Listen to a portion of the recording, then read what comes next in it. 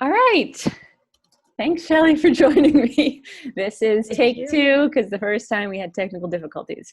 Okay, so for those of you who are watching this, Shelley has been my patient and is a new friend and is a phenomenal person.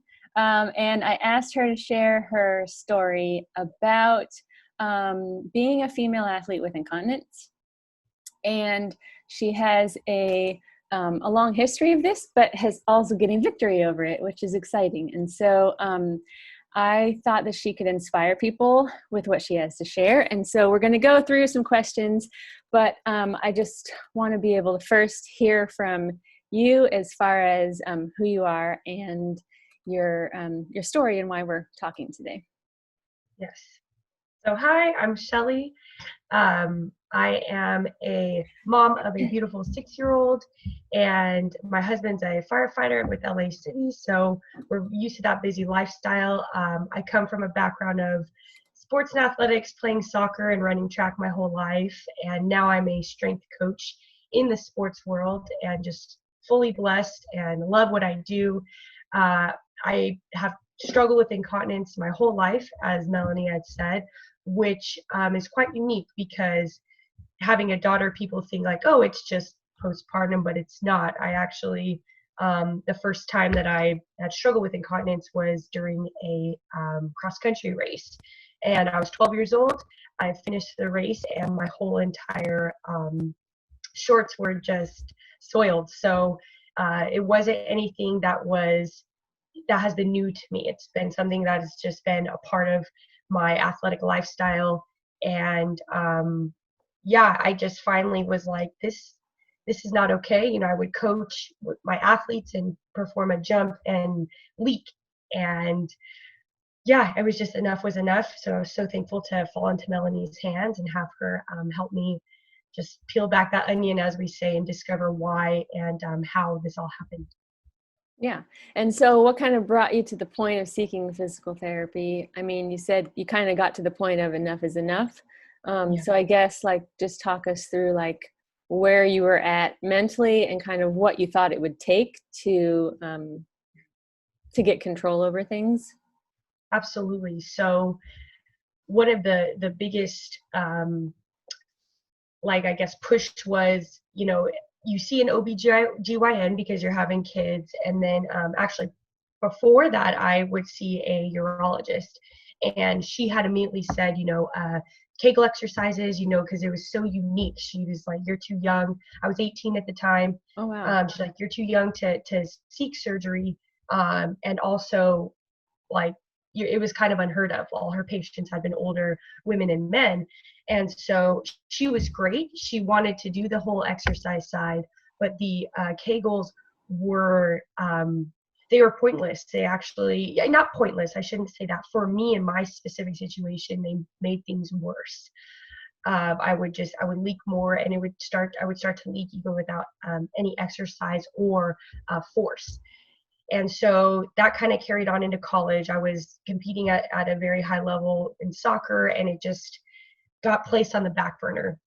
And then come to find I was like pregnant, I had my daughter, and every OBGYN I spoke to, they're like, it's pelvic floor, you know, it's pelvic floor, you're really weak there. They always told me I was weak there. So in my mind, I thought, okay, you know, core and strengthen, again, made things worse. So then I talked to my general practitioner, Jen, and she said, I have the physical therapist for you.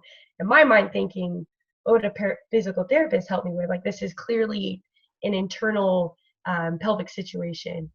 And again, as soon as I spoke to Melanie, not only did you listen intently, but you were just constantly revamping your sessions in order to help me get to the core of that situation.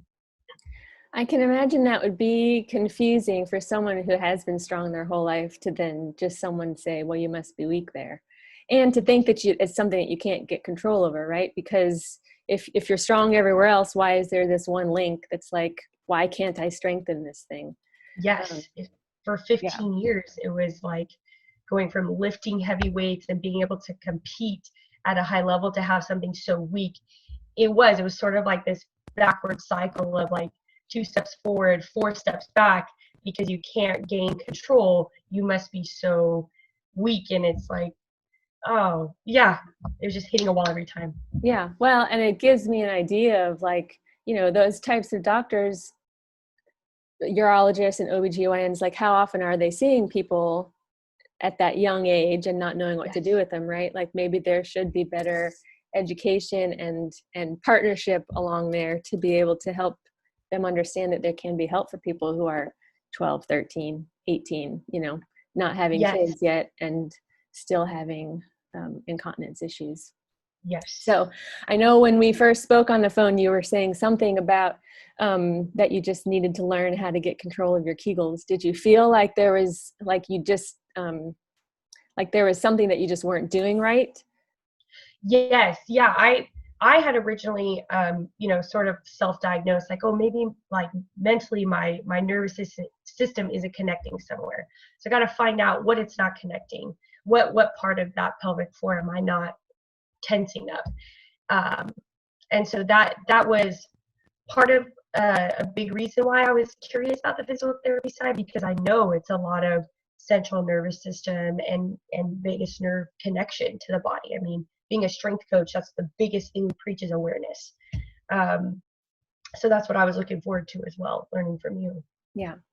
And so my next question is, what was an aha moment for you? Oh, geez. In our session, when you showed me how to breathe properly, I hadn't breathed right my whole life, and it sounds odd, because you're like, well, breathing, it's parasympathetic, right? It's just natural, it happens. But someone so high strung as myself, I was very tense. I never knew how to hold breath. Also, someone who competed at a high level with endurance sports, I thought, I have the strongest lungs in the world, I could breathe all the time. But I wasn't breathing to relax my body. And as soon as you showed me how to relax through breath, I was able to feel my whole pelvic floor, core, that mental stimulation connect. And that was the aha moment. Like, oh my gosh, I just hadn't been relaxing this whole time.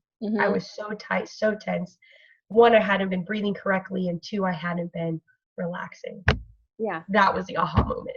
Yeah. And I think it was in something that I'm looking for anyhow is because I had you run outside and record it. And then we did some specific things like squats, squat jumps, single leg squat, single leg hop.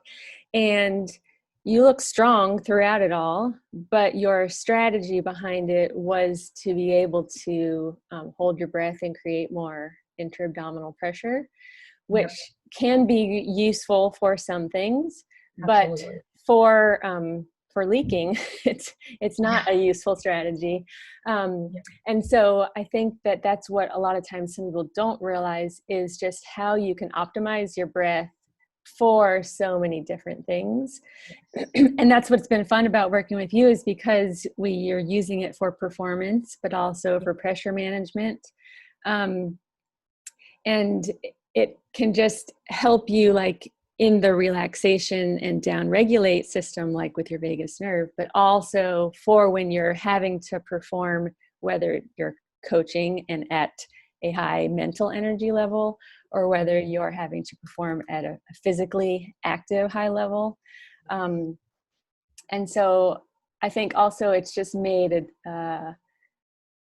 it's just a really unique thing to take something that seems so simple, but to use it as a strategy that your brain already wants to do. So not everyone, just has to breathe to stop leaking. There are people that have weakness in their pelvic floor, but in your case, especially when something has been such a long-standing thing, it's been neat to be able to see that you can let go of those muscles, just like you have to eccentrically lengthen something in any other type of muscle, right? You can't just do bicep curls right here. You have to be able to lengthen the elbow and then fully bend it also. So those muscles go in conjunction. You need to be able to open and you need to be able to close. So you've done really good with that. Thank you. Yeah, beautifully put. And how you said the mental alertness combined with the physical exertion, that's my job. That's my Yeah. whole career. Is it's just constant awareness of what my athletes are doing technical wise, but then also physically being able to show them and also encourage them. And I was constantly in co-eccentric. My muscle was trying to win the whole time, and I needed to let go and breathe. And in my sessions, it's been a huge help. Yeah. Well, and I think one of the things that we talked about too was that it wasn't just like jumping or running that was causing leakage, but you would get it when you were stressed or anxious, right? Yes. So you can correct me if I'm saying it wrong, but like even with sneezing or like excitement, things like that would cause leaking, which is more of not necessarily sneezing, but like when you have that heightened excited mode in your body, that's the nervous system also creating that. And so in that regard, we've used breathing to be able to down regulate, right, and not keep you at such a fight or flight mode, which also affects the pelvic floor, and people don't realize that too. Absolutely. And that again was just pulling off that layer of, okay, yes, like looking at her movements and then her environment and then her internal state in reaction to my environment was crucial. And that was, again, going back to your question of the aha moment, was yes, like I'm super high strung, breathing can help me relax as well as turn off that fight or flight. And that was huge, because I would find that I leaked more when I was anxious or fearful, or just totally in like a gritty moment. I would leak more than I would in a jump or performing a movement for my athletes, just because yes, I was so tense. Yeah. And I also remember you saying that when we started incorporating breathing and you could settle down, that you had more clarity and more focus, like Yes. when you were coaching someone, right? So did you have brain fog, or how would you describe that as far as Oh yeah. that feeling? Oh, definitely a brain fog, that sort of like you can't really wake up. I would have that from the time I woke up in the morning to going into my sessions, and it was to where I would zone out.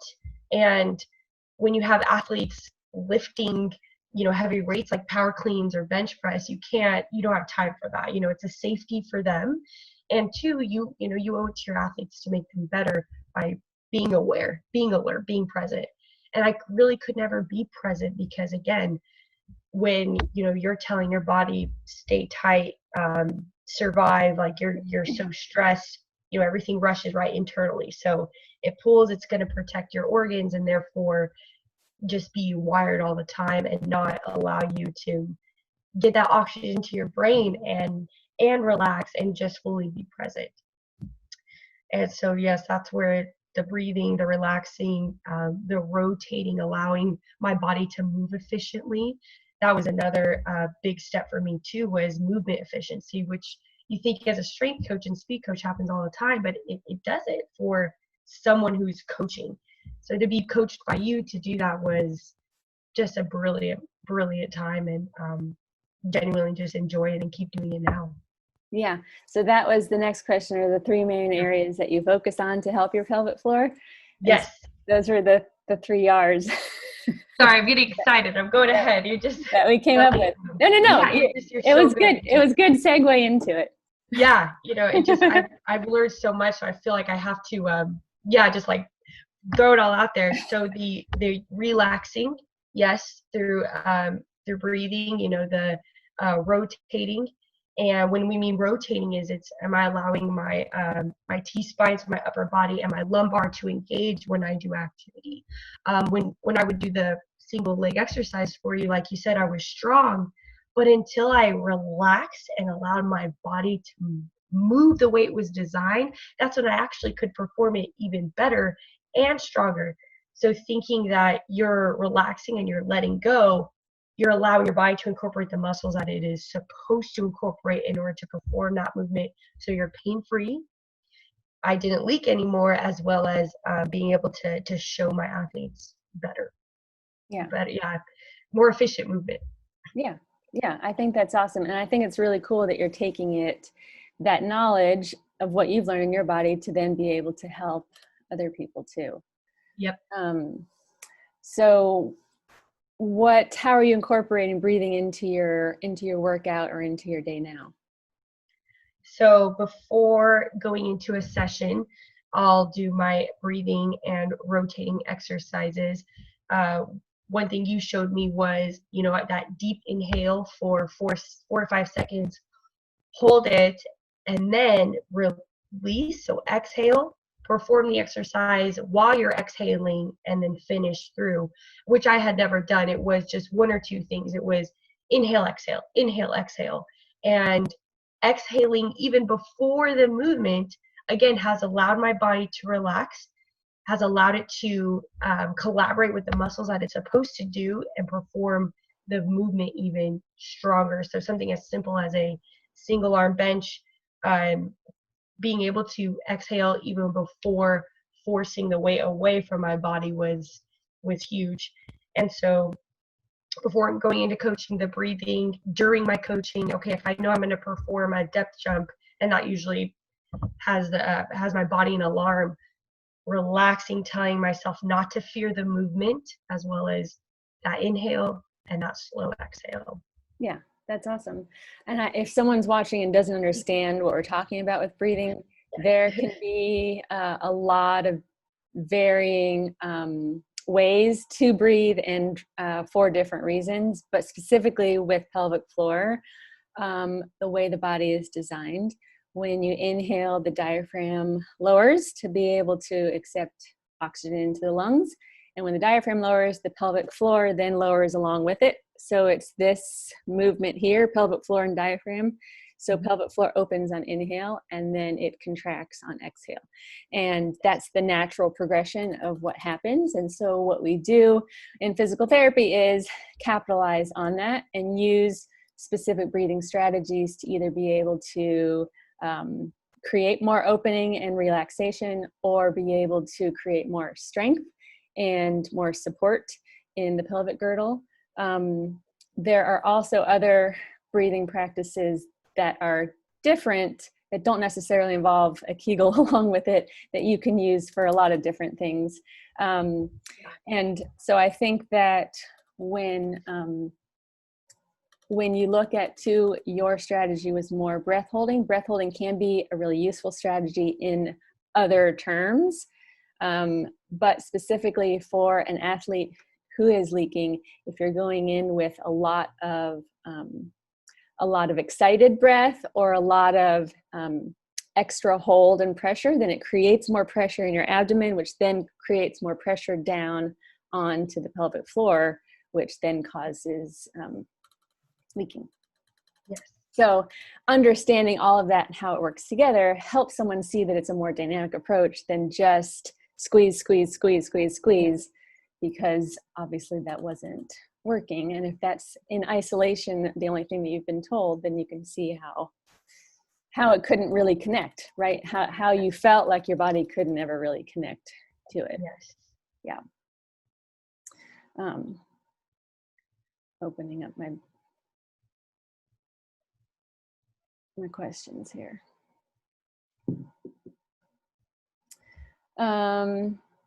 Okay, so the other thing are other things in your body that also change. So we talked about pelvic floor, but some of the things that we worked on too were footwork and foot mobility. So how do you feel like that's made a difference in what's going on with your pelvic floor? It's just opened up this this box of how, again, movement efficiency is key even to breathing and pelvic floor. Because with ankle mobility, think of the kinetic chain, your whole body head to toe. If one link is weak, then the whole body adjusts or suffers.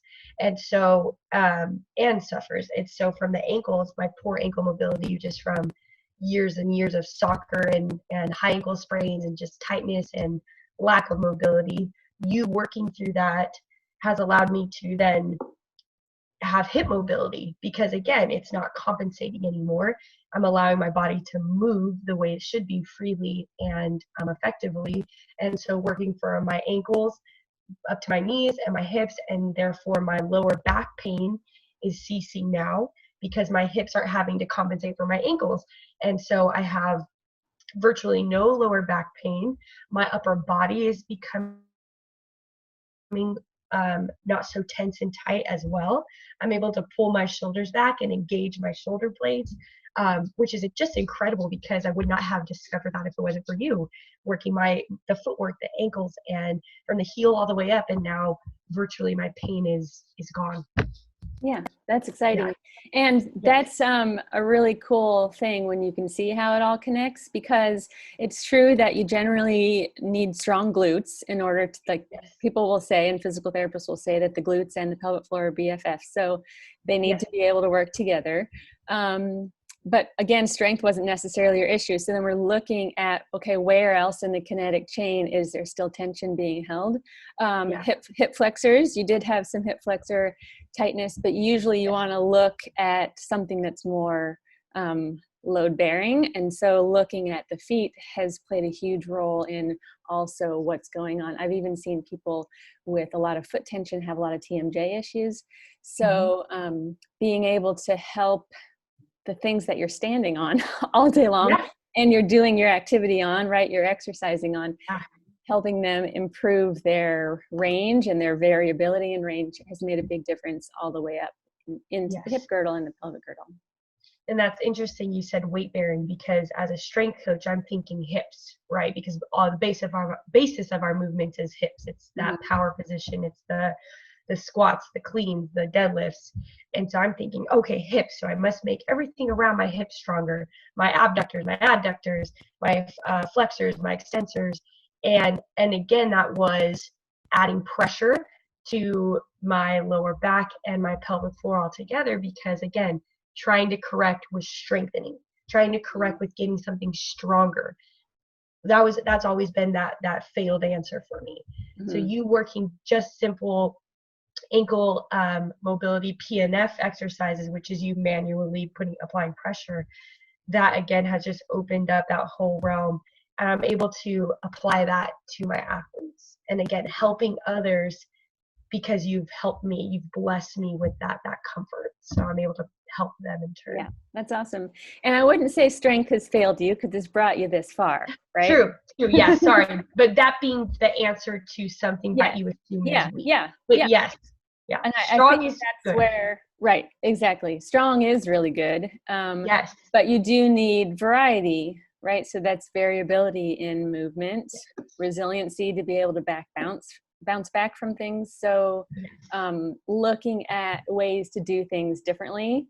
If the same thing that you've been doing over and over hasn't been working for you, then what else is there that we can bring into this that now allows your brain to be like, oh, here's something new, and let's adapt to it.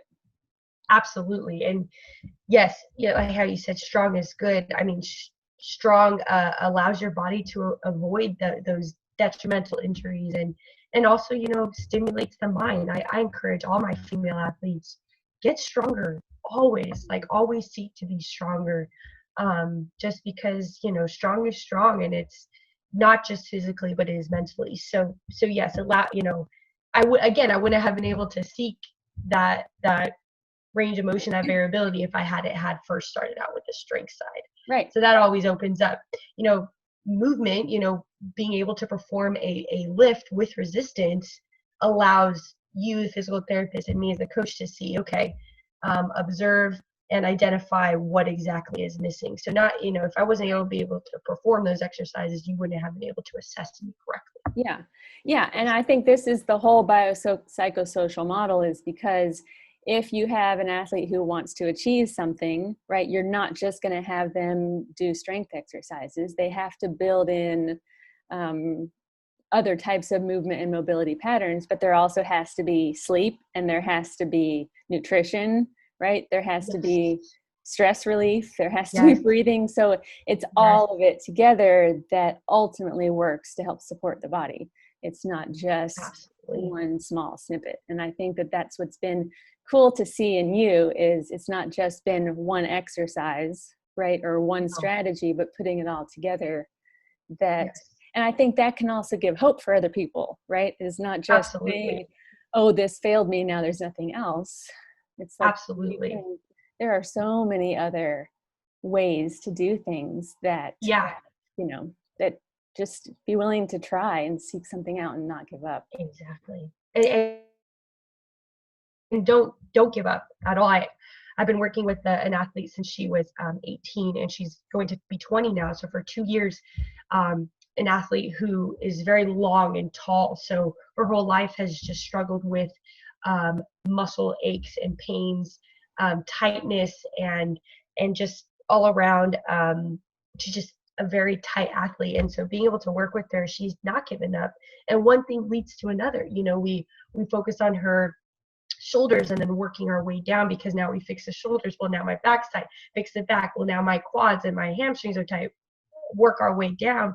And what's unique is learning from Melanie is I actually could have been working from the floor up, that load bearing foot, the ankle. And so now, I mean, and it's all a learning process, but one thing I learned from my athlete was don't quit, don't give up. There's always going to be a progress. There always is going to be a change. Our body is constantly changing, and it's resilient if you want it to be. Mm-hmm. And so learning from you now, in just constant learning in situations and environments is what I love. So Yeah. it's always good. So what advice would you give to female athletes struggling with incontinence? One thing we have touched on was the giving yourself time. And for any female athlete who is just struggling with incontinence and wondering, but I'm so strong, I've been in this environment my whole life, I'm used to the high standard, I'm used to the gritty, the keep pushing me when you don't want to, is allow yourself definitely some grace and realize there's going to be an answer. Seek a physical therapist who has the background and the education in that breathing, that restoration, that relaxation. Seek that, because it's not always going to be get stronger. It's going to be, okay, where in your kinetic chain can we allow your body to release so that it can become whole again.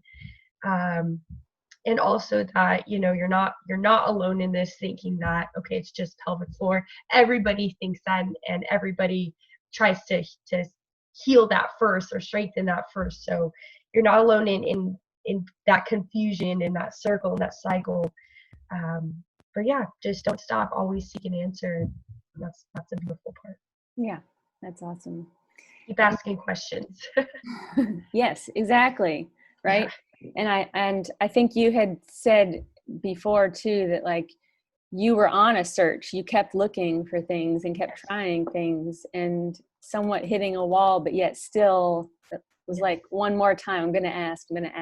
Yes. And I think that that's ultimately why you're here, right? Because you didn't just stop. And even after 16 years, right? So I think that that's been really exciting to see too, is how quickly your body really has responded. I mean, you've put in the work, right? But it didn't take 16 years to solve. And so that's the neat thing, is understanding the multifaceted approach can make a really big difference for someone way quicker than they think.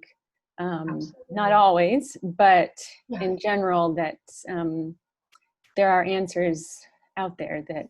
Exactly, because you're trying to break down your body's habitual response that it's had for your whole life, and we try to break down 16 years in 6 weeks.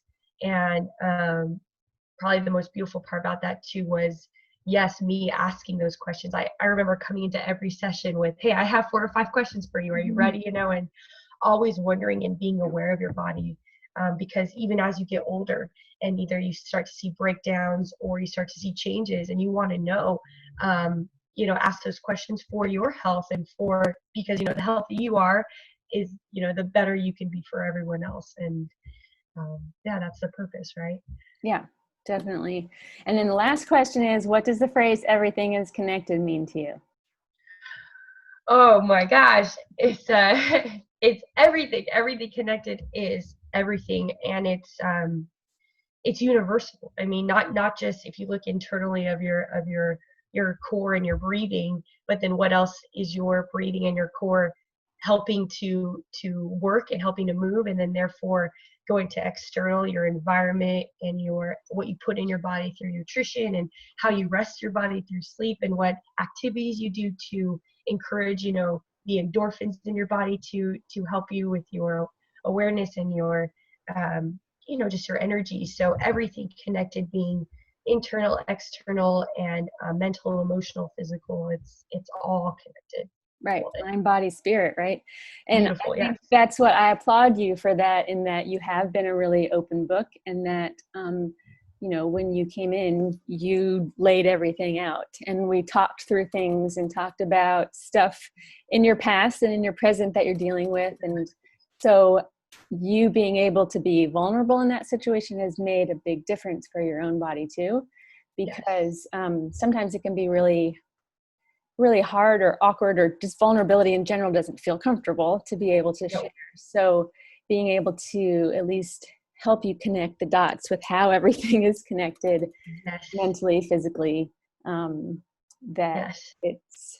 it's I think that's opened up new doors for you too. And again, to be able to share and see new perspectives in your own coaching and what you're doing. So I'm excited. Absolutely.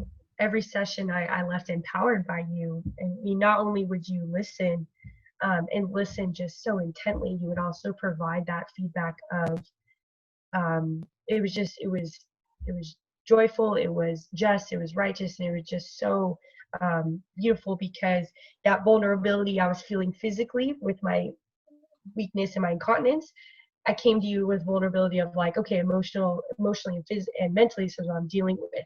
So it was so cool, because you were able to take a session that was just to focus on one thing, incontinence, and bring it to a whole universal thing of, okay, um, here's what you're dealing with, but thank you for allowing me to be vulnerable. Thank you for allowing me to say what I needed to say, and you providing any sort of feedback, and it was loving, and it was kind, and it was gentle. So thank you so much. Yes.